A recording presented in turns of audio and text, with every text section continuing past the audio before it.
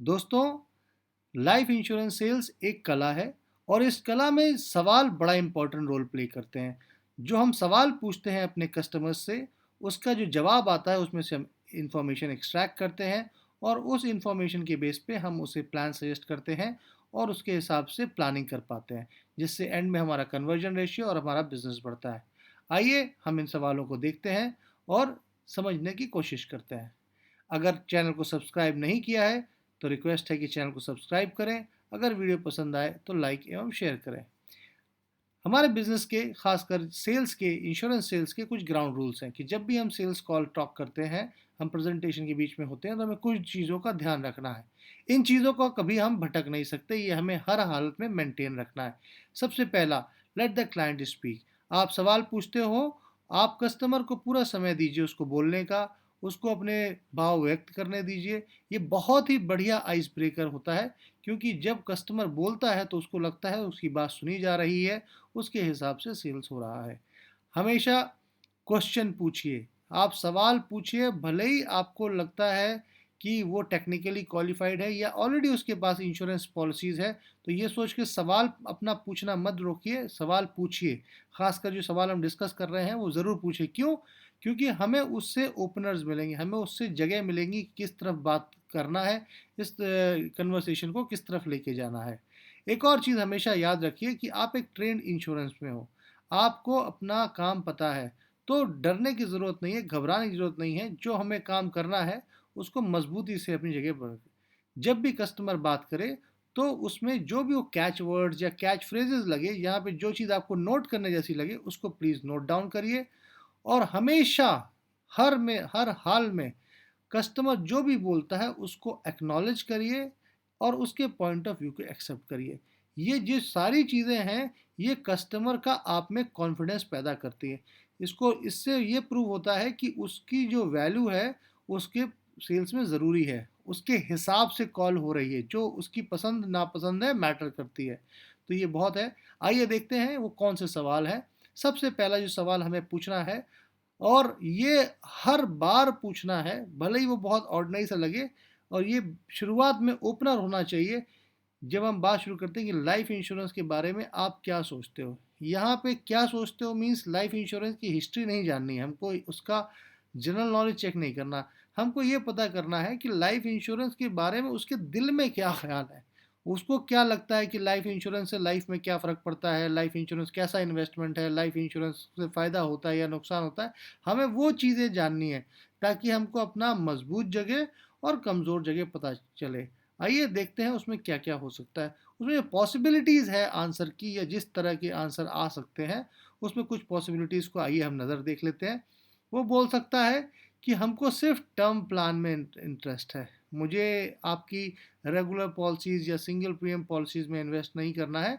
मुझे इंटरेस्ट है आप टर्म पॉलिसी मेरे को दे दीजिए, प्योर रिस्क पॉलिसीज़ मेरे को दे दीजिए।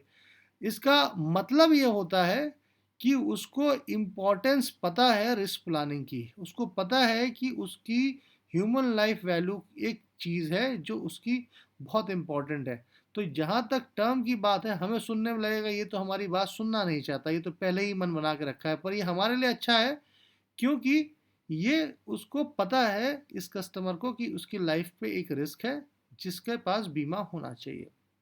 दूसरी एक चीज़ आती है, बहुत सुनने में आती है कि लो रिटर्न्स, कि एलआईसी में या बीमा में रिटर्न्स कम है। इसका मतलब ये नहीं कि वो डायरेक्टली एलआईसी से ही मतलब है, इसका मतलब है कि ये कस्टमर्स के पास एवेन्यूज़ अवेलेबल है और इसने इसके पहले बेहतर रिटर्न्स कहीं और से लिए हैं, इसलिए वो एलआईसी के रिटर्न्स को कम समझता है या इंश्योरेंस के रिटर्न्स को कम समझता है। इसको हम आगे समझा सकते हैं चीज़ों को। इसके बाद कई लोग ये मानते हैं, कई कस्टमर्स का ऐसा मानना होता है कि इंश्योरेंस सिर्फ टैक्स प्लानिंग के होता है, इसके अलावा कुछ नहीं होता, है just a tax saving instrument. Planning मैं कहीं से कर सकता हूँ, मेरे को खुद आता है, मैं खुद कर लूँगा, मैं यहाँ इन्वेस्ट कर दूंगा, मैं वहाँ इन्वेस्ट कर दूंगा, मैं म्यूचुअल फंड में डाल दूंगा, मैं लैंड में डाल दूंगा, मुझे सिर्फ टैक्सेशन बताओ। तो ये भी एक पहलू होता है जहाँ पे जब हम पूछते हैं सवाल तो हमको ओपनर मिलता है। एक और चीज़, बहुत कम लोग ऐसे होते हैं या कुछ लोग होते हैं जो हमारे लिए बड़े फ़ायदे में हैं, वो कहते हैं कि प्लानिंग और सेविंग के लिए काम आता है। यहाँ पे मैं कुछ डेडिकेटेड फंड अलॉट करना चाहता हूँ, अपने कुछ पैसे का हिस्सा सेव करना चाहता हूँ अपने लाइफ गोल्स के लिए। ये जो अपना सेगमेंट है, ये डायरेक्ट हमको हमें पता है कि हमारा टारगेट ऑडियंस है, इसके ऊपर डायरेक्ट अटैक करना है इसकी एनालिसिस करके। लेकिन इसको आइए हमें डीप में समझते हैं। इन्फ्लुएंसेस एंड एक्शन प्लान कि मतलब किन किन बातों का क्या मतलब निकलता है और हमें उसमें क्या एक्शन है, किस तरह आगे बढ़ना, उसके लिए हम चर्चा करते हैं। ओनली टर्म, जब भी कोई कस्टमर बोलता है कि मुझे सिर्फ टर्म प्लान के बारे में समझाओ, तो हमें ये समझना चाहिए कि ये इसका पॉइंट ऑफ व्यू है, इसका डिसीजन नहीं है। ये इसका पॉइंट ऑफ व्यू है क्योंकि उसे लगता है कि मुझे टर्म प्लान चाहिए, मेरे को लाइफ में रिस्क है, मुझे कुछ हो सकता है तो मेरे पीछे मेरी फैमिली का क्या होगा, इसलिए मुझे टर्म प्लान चाहिए। तो उसको अपनी लाइफ की वैल्यू पता है, उसकी फाइनेंशियल वैल्यू उसको पता है, लेकिन वो टर्म प्लान क्यों लेना चाहता है? नॉर्मली ऐसे लोगों को फाइनेंशियल मार्केट से का थोड़ा नॉलेज होता है या उस तरफ झुकाव होता है। उनको लगता है कि मार्केट में अगर हम कहीं और इन्वेस्ट करेंगे तो ज़्यादा रिटर्न ले सकते हैं, पर बीमा का काम तो बीमा कंपनी ही कर सकती है, तो मैं टर्म प्लान ले लेता हूँ। ऐसे लोगों को हम तभी इन्फ्लुएंस कर सकते हैं जब हम उनको कॉन्सेप्ट बेस्ड सेलिंग करें। यानी आप इनको, बहुत मुश्किल है कि आप इनको रेट दिखा के आप इन्फ्लुएंस कर पाओगे या अपनी तरफ आकर्षित कर पाओगे। तो आपको इनको कॉन्सेप्ट बेस्ड सेलिंग करनी पड़ेगी। आपको ऐसी सेलिंग करनी पड़ेगी जो म्यूचुअल फंड्स या और अदर इंस्ट्रूमेंट अवेलेबल ना करा सकते, जैसे कि प्लानिंग है कि लाइफ टाइम है, जैसे होल लाइफ पॉलिसीज़ है, जैसे पीडब्ल्यूबी है, और बाकी सी चीज़ें हैं इसमें है। इसमें आपको बहुत इंपॉर्टेंट है कि आप गारंटीड कैश फ्लो की बात करें इवन आफ्टर डेथ, जैसे कि जीवन लक्ष्य पॉलिसी में होता है कि अगर कोई नहीं रहा तब भी पैसा मिलेगा। ऐसी चीज़ें जो म्यूचुअल फंड या अदर इंस्ट्रूमेंट ना दे सके, इसमें आप डिस्कस करिए फूल प्रूफिंग की। फूल प्रूफिंग यानी अगर बुरा समय आया, मार्केट्स गिर गए या बाहर की स्थिति इकोनॉमी डाउन हो गई, तब भी आपकी जो इन्वेस्टमेंट्स हैं आपकी खास रहे, स्पेशली फॉर किड्स, यानी बच्चों की प्लानिंग, बेटिया की शादी, बेटे की पढ़ाई। ये सब चीज़ें ऐसी हैं जो समय पे और इन्वेस्टमेंट पे निर्धारित नहीं होनी चाहिए, वो सेविंग पे निर्धारित होनी चाहिए। बिजनेस कंटिन्यूटी की बात करिए कि अगर आप चले गए दुनिया से तो आपका बिजनेस इफेक्ट नहीं होना चाहिए। तो ये एक बहुत बड़ा पॉइंट है जो डिस्कस होना चाहिए। इसके अलावा एक्सप्लोर द इन्वेस्टमेंट। आप सिक्योर्ड पोर्टफोलियो में भी एक हिस्सा रखिए, पूरा पैसा एक ही तरफ मत लगा दीजिए। ये हमें उसको समझाना पड़ेगा। हमें उसे समझाना पड़ेगा कि आपका कुछ हिस्सा सिक्योर्ड इन्वेस्टमेंट में भी होना चाहिए। तो ये हो गया ओनली टर्म का। फिर अब आते हैं लो रिटर्न पे। लो रिटर्न में हमेशा याद रखना कि भले ही वो बोल रहा है लो रिटर्न पर, लेकिन आपको उसने मिलने बुलाया है, इसका मतलब वो आपसे प्लानिंग जानना चाहता है, रिटर्न्स उसके लिए ओके है। क्योंकि अगर उसको रिटर्न से प्रॉब्लम होती तो आपको वो प्रेजेंटेशन देने के लिए टाइम नहीं देता। तो और जब भी हम ये शुरू करें इस तरह के आदमी से कन्वर्सेशन, तो उसको वापस से एक बार रिकन्फर्म कर दें कि life insurance basically investment option नहीं है। ये आपके पैसे को इन्वेस्ट करता है और जो सरप्लस जनरेट होता है उसको आपको देता है। बेसिकली वो आपकी इन्वेस्टमेंट पे वैल्यू आपको देता है। इसमें जो भी चीज़ है वो आपको याद रखना है कि आपको concept of long term investment इसको समझाना है। आपको लॉन्ग टर्म इन्वेस्टमेंट की बात करनी है। इससे बात करनी है कि किस तरह ये जो है डेवलप करता है सेविंग हैबिट को, यानी कुछ पैसा हर साल जाता रहेगा, आपको पता भी नहीं चलेगा और आपकी एक अच्छी सेविंग खड़ी जाएगी जो कि टोटली टैक्स फ्री होगी। इसमें आपको ढूंढना पड़ेगा क्योंकि ये आदमी प्लानिंग पे फोकस करने वाला आदमी है। आप इसने इंश्योरेंस के अलावा भी चीज़ों में प्लान किया होगा, तो हमको पूरी प्लानिंग निकालनी पड़ेगी और ढूंढना पड़ेगा कि हाँ, वो कौन सा इशू है जिसने इसको या तो सही से प्लान नहीं किया है या जिसके लिए इसकी प्लानिंग में कुछ कमी है। वो हम प्लानिंग के थ्रू, अपने बीमे के थ्रू इसको पूरा कर सकते हैं।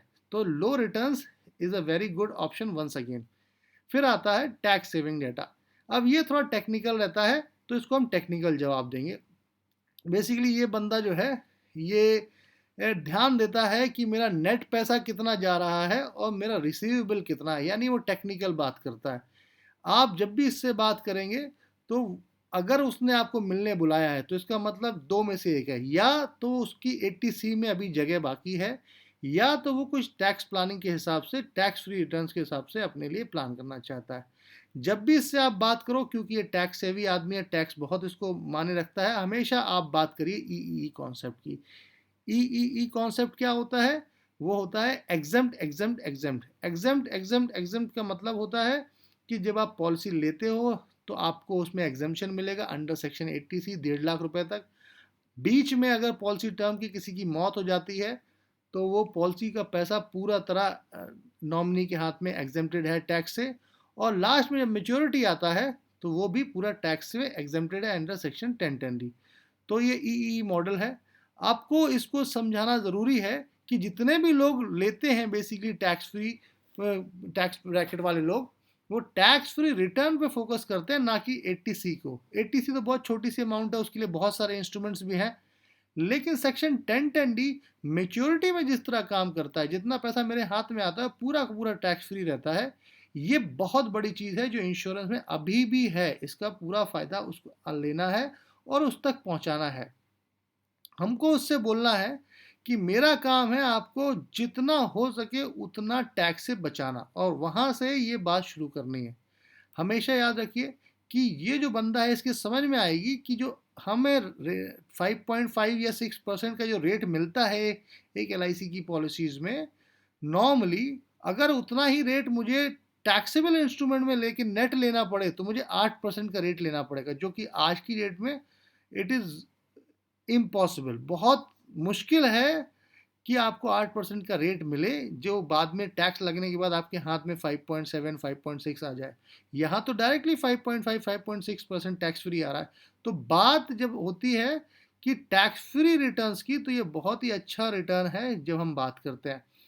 टैक्स में बीवी के नाम पे, बच्चे जो डिपेंडेंट है उनके नाम पे आप जो भी पैसा भरते हो वो आप क्लेम कर सकते हो under section 80C and under section 80D। 80D में मेडिक्लेम और हेल्थ इंश्योरेंस आता है। 80D में हेल्थ इंश्योरेंस जो आता है उसमें आप एडिशनल भी ले सकते हो in the name of your parents. वो डिपेंडेंट होने की ज़रूरत नहीं है, और नॉर्मल पेरेंट्स के नाम पे भी ले सकते हो, भले वो खुद भी अर्निंग रखते हो तो उसका बेनिफिट भी आप ले सकते हो। तो टैक्स सेविंग, हाँ टैक्स सेविंग एक पार्ट है, बट उससे इम्पॉर्टेंट ये है कि जो बंदा है उसको ये सब चीज़ें हम बता के एक अच्छा बिजनेस हम उससे ले सकें। प्लानिंग्स एंड सेविंग, ये वो बंदा है जिसको सब कुछ पता है।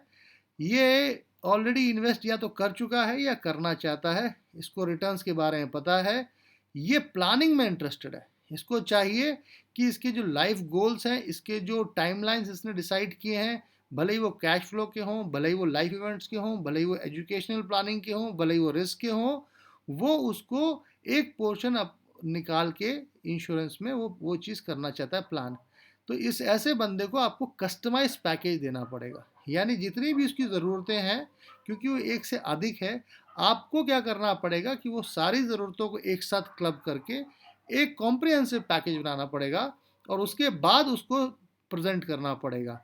इसको आप फ्रीडम सेल्स कॉन्सेप्ट भी यूज़ कर सकते हो। फ्रीडम में financial planning, retirement planning, education, estate planning, disability benefit और मॉर्गेज, ये सारी चीज़ों से कैसे आपका एक इंश्योरेंस प्रोडक्ट आपको हेल्प करता है उसकी भी प्लानिंग हम इससे कर सकते हैं। फिर उसके बाद concept based presentation, all the needs club into single पे। ये जैसे मैंने बताया कि सारी ज़रूरतों को एक ही पैकेज में हमें देना है। तो जो हमने देखा एक सवाल, सीधा सा सवाल कि आप इंश्योरेंस को क्या समझते हैं, उससे जवाब निकले उसके इतने सारे मतलब हैं और इतने सारे उसके वे आउट्स हैं, एक्शन प्लान। तो हमारे लिए एक रास्ता खुल जाता है उस पर काम करने का। आइए देखते हैं दूसरा सवाल। दूसरा सवाल है, उसमें बहुत सारे इन्फ्लुएंसेस नहीं है पर आपको बहुत इम्पॉर्टेंट वो एक जगह देता है उसके दिमाग में। तो जब भी हम बात करते हैं, और ये इनिशियल पार्ट में होना चाहिए, तो आप कस्टमर से पूछिए कि हमारे डिस्कशन में मैं ऐसा क्या करूं कि आपको हमसे मिलने की खुशी हो, यानी इस मुद्दे पर हम बात कर पाए, इसकी आपको मेरे जाने के बाद खुशी हो। आप क्या चाहते हैं और मैं उसे कैसे पूरा कर सकता हूँ या उसको पूरा करने में मदद कर सकता हूँ। यानी जो भी हम कन्वर्सेशन अभी करने वाले हैं या हमने जो कन्वर्सेशन अभी किया है, वो मैं ऐसी कौन से टॉपिक्स को टच करूं कि वो चीज़ें आपके लिए हेल्पफुल हों और आपको ये लगे कि यार ये बंदे ने मेरे को अच्छा समझाया, ये चीज़ मेरे पास नहीं थी, इस पर सोचा जा सकता है।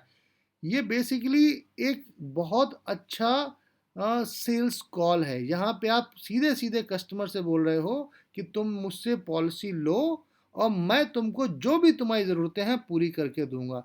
अगर यहाँ पे कस्टमर आपको ओपन अप होता है तो बेसिकली वो आपको डायरेक्टली बताता है कि मुझे ये ज़रूरत है, मैं बच्चे की एजुकेशन प्लानिंग करना चाहता हूँ, मैं अपने शादी के बच्चे की प्लानिंग करना चाहता हूँ, मैं रिटायरमेंट का प्लानिंग करना चाहता हूँ, मैं हेल्थ इंश्योरेंस निकालना चाहता हूँ, वो जो भी बताएगा वहाँ पे डायरेक्ट सेल्स हो जाएगा। फिर आपको सिर्फ प्रोडक्ट के फीचर्स बता के उसके बेनिफिट समझा के प्लान क्लोज करना है। तो ये बहुत इंपॉर्टेंट सवाल है कि जब भी आप बात करें आप बोलें कि ऐसा क्या डिस्कशन हम करें कि आपको खुशी हो कि हम इस मुद्दे में बात कर पाए, आप क्या चाहते हो और कैसे मैं उसे पूरा करने में आपकी मदद कर सकता हूँ। ये सवाल अपने आप में कंप्लीट है और इसका जो आंसर आएगा अगर आता है तो डायरेक्ट आंसर रहेगा, हमें डायरेक्ट क्लोज, इसमें बीच में अंदर कुछ नहीं है। इसके अलावा अब हम जाते हैं तीसरे सवाल पे। ये बहुत इंपॉर्टेंट सवाल है और एज अ फाइनेंशियल प्लानर हमको ये पूछना भी ज़रूरी है और उसको बताना भी ज़रूरी है। आपको पूछना पड़ेगा कि आप अपनी इनकम का कितना हिस्सा प्लानिंग में इन्वेस्ट करते हैं। याद रखिएगा प्लानिंग वर्ड यूज़ करना है, लाइफ इंश्योरेंस वर्ड यूज़ नहीं करना है। हमको वर्ड यूज़ करना है प्लानिंग, ना कि लाइफ इंश्योरेंस। हम जब ऐसा बोलते हैं तो बेसिकली हम एक कॉन्सेप्ट की बात कर रहे हैं, उस कॉन्सेप्ट को कहते हैं एसेट एलोकेशन। एसेट एलोकेशन यानी मैं अपनी इनकम में से अपने खर्चे निकालने के बाद जो पैसा इन्वेस्टेबल बचता है वो मैं कहाँ इन्वेस्ट करता हूँ, उसको किस तरह एलोकेट करूँ, वो हम फैसला करने की कोशिश करते हैं। तो इसके दो तीन फैक्टर्स हैं, आइए उसको समझते हैं। पहला फैक्टर है फाइनेंशियल गोल। आपका एसेट एलोकेशन जब तक शुरू नहीं हो सकता जब तक आपके पास एक फाइनेंशियल गोल ना हो कि आप पैसा क्यों और कहाँ इन्वेस्ट करना चाहते हो, आपका ऑब्जेक्टिव क्या है। तो उसमें आपको देखना पड़ेगा आपके ऑब्जेक्टिव क्या है। पहला ऑब्जेक्टिव ऑफ कोर्स बेसिक है, सेविंग हो जाए, एक पैसा मैं सेव कर लूँ। इसके अलावा आपका रिटायरमेंट एक ऑब्जेक्टिव है कि लोग अपने रिटायरमेंट एज के लिए, वो एज 60 होना ज़रूरी नहीं है, पर जब भी मैं रिटायर होना चाहूँ मेरे पास पैसा होना चाहिए। एजुकेशन, बच्चों की एजुकेशन एक बहुत बड़ा फाइनेंशियल गोल है। कैश फ्लो, मुझे सही वक्त पे हाथ में पैसा आना चाहिए। मैं एक पर्टिकुलरली एज के बाद मैं वर्ल्ड टूर घूमना चाहता हूँ, मैं देशों में जाना चाहता हूँ, मैं लाइफ एंजॉय करना चाहता हूँ या अपने ऊपर खर्च करना चाहता हूँ, मुझे वो कैश फ्लो आना चाहिए। Life events planning, life events planning की मेरे वो पड़ाव आ रहे हैं जिसको मैं अच्छे से पूरा करना चाहता हूँ। मैं अपने 25वीं सालगिरह में अपने बच्चों के साथ मैं वर्ल्ड टूर जाना चाहता हूँ। मैं अपने बेटी की शादी करना चाहता हूँ। अपने बेटे बेटी को मैं बड़े स्कूल में भेजूंगा, उसके बाद मैं उनको इतने साल में चाहता हूँ कि वो सेटल हो जाएं। यानी लाइफ इवेंट्स को आप फाइनेंशियल प्लानिंग करनी है। रिस्क कवर ऑफ कोर्स और हेल्थ इंश्योरेंस, ये फाइनेंशियल गोल्स हो सकते हैं जो कि एसेट एलोकेशन में ध्यान रखना ज़रूरी है। पर सिर्फ फाइनेंशियल गोल्स को देख के हम नहीं एलोकेट कर सकते जब तक हमें ये पता ना हो कि रिस्क एपेटाइट क्या है। रिस्क एपेटाइट बहुत इंपॉर्टेंट है जानना, क्योंकि इसमें कई तरह के लोग हो सकते हैं और कई तरह का इसमें एपेटाइट हो सकता है, यानी उनका अलग अलग रेशियो आएगा। कई लोग हाई रिस्क टेकर होते हैं, मतलब उनको रिटर्न कम आए या रिटर्न ना आए चलेगा, लेकिन पॉसिबिलिटी ऑफ हायर रिटर्न बहुत होना चाहिए और उसके लिए वो रिस्क लेने को तैयार हैं। ऐसे लोग बेसिकली बहुत हाई रिस्क में काम करते हैं, जहाँ पे काफ़ी मुनाफा भी ले सकते हैं और काफ़ी लॉस भी उठा सकने को तैयार रहते हैं। मॉडरेट रिस्क रहता है, फिर उसके बाद लो रिस्क आता है और कुछ ऐसे लोग भी होते हैं जो नो रिस्क में काम करते हैं, यानी रिस्क लेना नहीं है भले ही रिटर्न एकदम कम आए।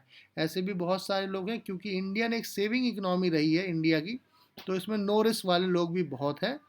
अब हम यहाँ से हम देखेंगे, इसके आगे बढ़ने से पहले हमको समझना पड़ेगा कि एक और चीज़ है जो हमें रिस्क में ध्यान देनी है और वो समझे बिना हम आगे प्लान नहीं कर सकते एलोकेशन, वो है रिस्क एटीट्यूड। रिस्क एटीट्यूड है यो साइकोलॉजिकल कंफर्ट जो फाइनेंशियल मार्केट फ्लक्चुएशन में कौन कितने कंफर्ट में है। यानी यहाँ पे स्टॉक मार्केट की बात नहीं हो रही, फाइनेंशियल मार्केट की बात हो रही है। यानी जो भी जगह मैंने इन्वेस्टमेंट करी हुई है, अगर वहाँ फ्लक्चुएशंस हो रहे हैं तो मैं कितना कंफर्टेबल हूँ उसके बाद भी। तो वो डिसाइड करता है रिस्क का एटीट्यूड कैसा है। जैसे कई लोग होते हैं उनको पॉसिबल गेन अगर बड़ा दिख रहा है तो अभी लॉस भी हो रहा है तो दे आर कंफर्टेबल, कि उन्हें पता है कि आज लॉस हो रहा है तो कल प्रॉफिट आएगा। सब लोग ऐसा नहीं कर पाते, तो हमें इसको अगेंस्ट में समझना पड़ेगा रिस्क कैपेसिटी का, यानी रिस्क एटीट्यूड और रिस्क कैपेसिटी, ये दो और फैक्टर आ गए जो रिस्क के अंडर में है, जिसको हमें ध्यान देना है रिस्क अपने एलोकेशन करते वक्त। अब ये रिस्क कैपेसिटी क्या है? रिस्क कैपेसिटी यानी आपको लॉस झेलने की कितनी क्षमता है, यानी आप कितना लॉस झेल सकते हो, और ये डिपेंड करेगा आपकी एज पे। अगर किसी के आगे 30 या 30 साल या 35 साल का वर्किंग एज है तो वो बहुत बड़ा रिस्क ले सकता है, क्योंकि अगर उसका पैसा डूब भी गया तो उसको कमाने का उसके पास समय है और मौका है। पर वही अगर 50-55 साल का आदमी कोई रिस्क लेता है, सेम रिस्क लेता है, और उसका पैसा डूबता है, तो शायद वो दोबारा ना कमा पाए। तो एज बहुत इंपॉर्टेंट रोल प्ले करता है रिस्क कैपेसिटी को। तो आइए फिर से देखते हैं, फाइनेंशियल गोल, रिस्क एपेटाइट, ये दो चीज़ें हमने समझी। इसके अलावा एक और होता है, वो होता है टर्म होराइजन, यानी कितना लंबा कमिटमेंट मैं करना चाहता हूँ उस सेविंग के लिए। जो भी टर्म या मैंने गोल रखे हैं उसके लिए, क्या मैं शॉर्ट टर्म देख रहा हूँ, या मैं मीडियम टर्म देख रहा हूँ, या मैं लॉन्ग टर्म देख रहा हूँ। हमेशा याद रखिए, जब भी हम इंश्योरेंस की बात करते हैं तो वहाँ शॉर्ट टर्म नहीं होता, या तो मीडियम टर्म होता है 10 साल, 15 साल, 17 साल, 18 साल, 20 साल, या तो लॉन्ग टर्म होता है 25 साल, 30 साल, 35 साल। क्योंकि ये जो बिजनेस है ये रिस्क कवर करता है और हमें सेविंग्स के साथ लंबे समय तक इंश्योर्ड रखता है। तो लॉन्ग टर्म और मीडियम टर्म में इंश्योरेंस काम करता है, शॉर्ट टर्म इंश्योरेंस के लिए लागू नहीं होता। एसेट एलोकेशन का एक थंब रूल है। एसेट एलोकेशन में 3 सवाल आते हैं: कहाँ इन्वेस्ट करें, क्या कैसे इन्वेस्ट करें, और कितना इन्वेस्ट करें। और ये तीनों सवाल का जवाब एक बहुत ही थंब रूल में है। और थंब रूल क्या है कि जो एसेट एलोकेशन है उसमें सिक्योर्ड एलोकेशन आपका इतना होना चाहिए जितनी आपकी एज है। जैसे किसी की एज 40 साल है तो उसका 40% हिस्सा उसके एसेट का जाना चाहिए सिक्योर्ड एलोकेशन में, यानी रिस्क फ्री या लो रिस्क वाले इंस्ट्रूमेंट्स में उसका जाना चाहिए।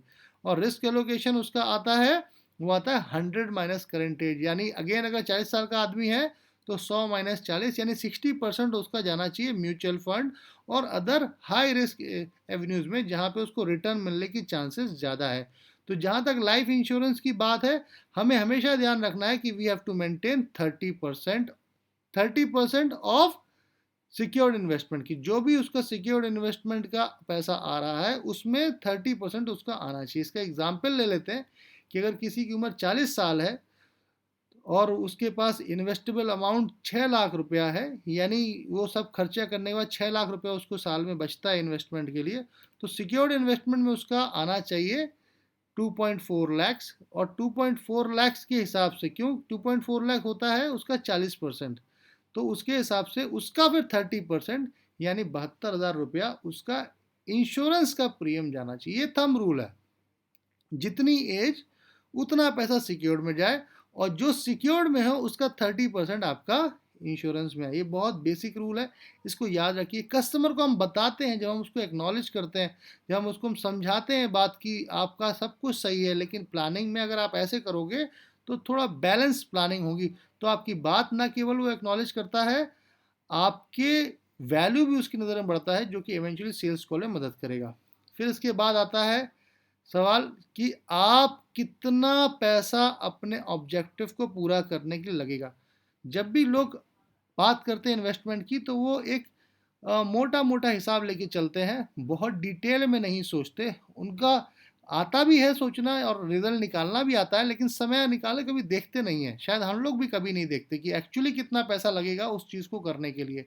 तो वो काम हमारा है।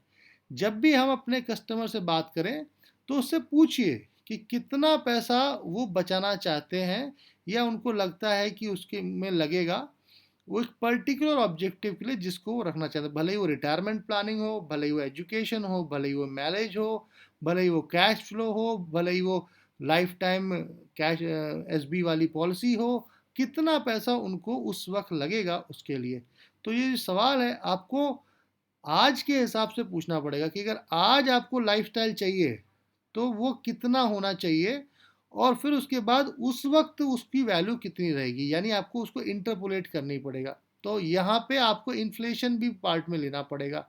अगर किसी चीज़ को करने के लिए आज 10 लाख लगता है तो उसी चीज़ को आज से 15 साल करने के बाद कितना समय लगेगा वो मुझे डिसाइड करना है, और फिर जो वो वैल्यू आती है वो आज मुझे बीमा लेना है। इसका एक एग्जाम्पल ले लेते हैं।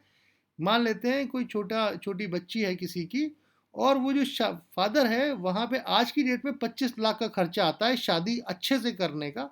अगर यही लेवल हमको 21 साल बाद चाहिए और 6% का इन्फ्लेशन का रेट है, तो उस वक्त कितना पैसा उसके हाथ में आना चाहिए, जिसकी प्लानिंग हमें आज करनी है।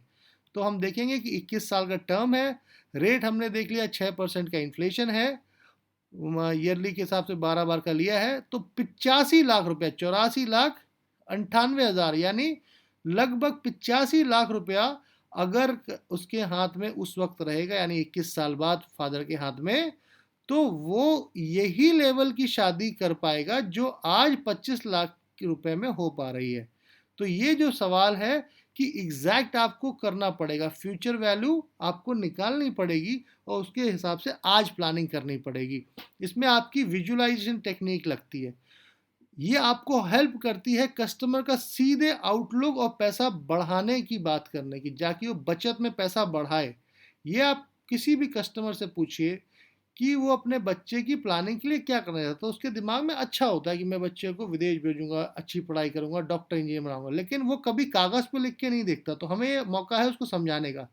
बहुत सिंपल सी टेक्निक है लेकिन बहुत इफेक्टिव है। कागज़ में लकीर खींचिए और बोलिए कि आपके बच्चे को आप पढ़ाना चाहते हो, तो उसके पास 3 ऑप्शन है, या तो वो बीए बीकॉम करे, या तो कोई प्रोफेशनल इंजीनियरिंग एमबीबीएस या ऐसी कोई चीज़, आर्किटेक्चर ऐसा कुछ करे, या तो फिर वो अब्रॉड चला जाए और कोई स्पेशलाइजेशन करे। तो उससे आप पूछिए कि वो क्या चाहता है कि अपने बच्चे की किस तरह की प्लानिंग करे, और आप देखोगे कि मैक्सिमम लोग या तो इंजीनियर एमबीबीएस चुनेंगे या तो अपने बच्चे को अब्रॉड बढ़ने जाने की प्लानिंग बताएंगे। तो आपको फिर उनको समझाना पड़ेगा कि ये जो चीज़ें हैं, जैसे बीए बीकॉम भी अगर आप अच्छे कॉलेज से करते हो तो 3 साल का जो कोर्स है आज की डेट में वो लगभग 2,40,000 पड़ता है, जो कि आज से 21 साल बाद आपको 8,16,000 पड़ेगा। कोई भी माँ बाप अपने बच्चे को प्लान नहीं करता कि बीए बीकॉम कराना है, बाद में बच्चे करते हैं वो अलग बात है। इंजीनियरिंग में आज की डेट में एक डिसेंट कॉलेज से 6 लाख रुपए लगता है, आज से 21 साल बाद 20,40,000 लगेगा। इसी तरह एमबीबीएस में आज की डेट में जहां 10 लाख लगता है एक अमूमन अप्रॉक्सीमेटली, उस टाइम पे लगभग 34 लाख रुपए लगेगा। और फॉरेन जाने में जहां 2 साल के कोर्स में आज की डेट में लगभग 32 लाख रुपए लगता है, उस वक्त पे 1,08,00,000 लगेगा। विथ ये हमने जो पूरा सेटअप पकड़ा है वो 6% इन्फ्लेशन के हिसाब से पकड़ा है। यानी अब आप बताइए कि वो फादर जो सोच रहा था कि बच्चे की प्लानिंग करनी है, तो क्या उसने सोचा था कि अगर उसके बच्चे को इंजीनियर बनाना है तो उस टाइम पे उसके पास 20 लाख होना चाहिए, ये एमबीबीएस कराना है तो उसके हाथ में लगभग 35 लाख 34 लाख रुपए होना चाहिए। ये चीज़ क्या करती है, सीधे एक अच्छी फिगर कस्टमर के दिमाग में रखती है, ताकि वो उसके हिसाब से आज प्लानिंग कर सके और आपका इससे टिकट साइज बढ़ता है। लास्ट सवाल है जो हमें पूछना चाहिए और इसका बहुत बेनिफिट हमको लेना चाहिए, जो मुझे लगता है लोग बहुत कम लेते हैं, वो है कस्टमर से पूछो कि क्या आपको डिसेबिलिटी बेनिफिट और क्रिटिकल इलनेस राइडर के बारे में पता है। आप हैरान हो जाएंगे, ज़्यादातर लोग इसके बारे में कुछ नहीं जानते। ईश्वर ना करे किसी को इन दोनों बेनिफिट्स में से ज़रूरत भी पड़े लेने की, लेकिन कुछ लोग तो लेते हैं। और ऐसी स्थिति में अगर इनमें से दोनों में से कोई भी स्थिति पैदा हुई, तो कोई और इंस्ट्रूमेंट ऐसा नहीं है जो ये बेनिफिट दे सकता है, वो सिर्फ इंश्योरेंस में पॉसिबल है। तो इसका सवाल पूछिए, क्योंकि दोनों में ही प्रीमियम वेव हो जाते हैं, एक सम एश्योर्ड मिलता है और मेच्योरिटी फिर से दोबारा मिलती है। तो ये कस्टमर को बताना बहुत ज़रूरी है, उसको बताना पड़ेगा कि लाइफ इंश्योरेंस ही एक यूनिक इंस्ट्रूमेंट है जिसमें दोनों चीज़ें अवेलेबल हैं। आपको एग्जाम्पल्स के साथ इसको दिमाग में बिठाना पड़ेगा कि कैसे ये दोनों बेनिफिट्स पूरे अपने आप में एक प्रोडक्ट हैं, और इसके साथ आपको एक प्रॉपर इलस्ट्रेशन भी दिखाना पड़ेगा, हो सके तो एक्सेल में, जहाँ पे आपको उसे समझा पाओ कि अगर ईश्वर ना करे किसी को क्रिटिकल इलनेस हो गई तो किस तरह उसका प्रीमियम वेव हो जाता है, किस तरह उसका एक सम एश्योर्ड उसको मिलता है और आगे जाके मेच्योरिटी पूरी की पूरी मिलती है। ये पूरा समझाना पड़ेगा। तो दोस्तों ये हमने 5 सवाल देखे जो बेसिक सवाल हैं, जो हमारे नज़र के सामने हर वक्त रहते हैं, पर इसको यूज़ करना हम नहीं समझ पाते। और अगर हम अच्छे से उसको यूज़ कर पाएँ तो मुझे पूरा यकीन है कि जो भी आपका कन्वर्जन रेशियो है वो कन्वर्जन रेशियो मिनिमम डबल हो जाएगा और जो भी आपका टिकट साइज़ है उसमें बहुत अच्छी ग्रोथ आएगी। इसको यूज़ करिए, अपनी ज़िंदगी में इसको हर वक्त हर हर कॉल में इसको यूज़ करिए और इसका बेनिफिट लीजिए। Thank you very much. अगर वीडियो पसंद आया हो तो सब्सक्राइब करना ना भूलें, वीडियो को लाइक एवं शेयर करें।